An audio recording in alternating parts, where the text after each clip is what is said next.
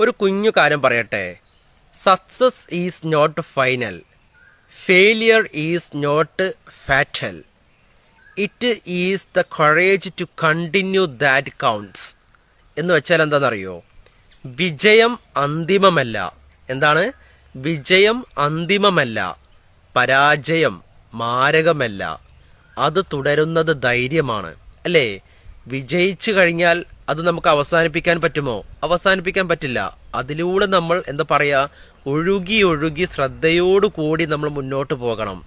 എന്നാൽ പരാജയമോ മാരകമല്ല. പരാജയം സംഭവിച്ച് നമ്മൾ പിറകോട്ട് പോകണോ, പിൻവലിയണോ? വേണ്ട.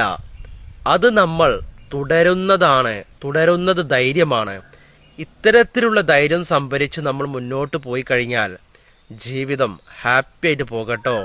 എന്തെങ്കിലും ചെറിയ കാര്യങ്ങൾ സംഭവിച്ചു കഴിഞ്ഞാൽ എന്താ പറയാ, കരയാനും മനസ്സ് തളർത്താനും അതുപോലെ മനസ്സ് എന്താ പറയാ നിങ്ങൾക്ക് മലിനമാക്കാനും അല്ലെങ്കിൽ എന്തെങ്കിലും മനസ്സിന് വിഷമം വന്നാൽ എന്താ പറയാ ഓടിച്ചെന്ന് എന്താ പറയാ ആൽക്കഹോൾ ഉള്ളിലേക്ക് അകത്തേക്ക് ആക്കാനും ഒക്കെ പരിശ്രമിക്കുന്ന ചിന്തിക്കുന്ന ചില ആളുകളുണ്ടല്ലോ.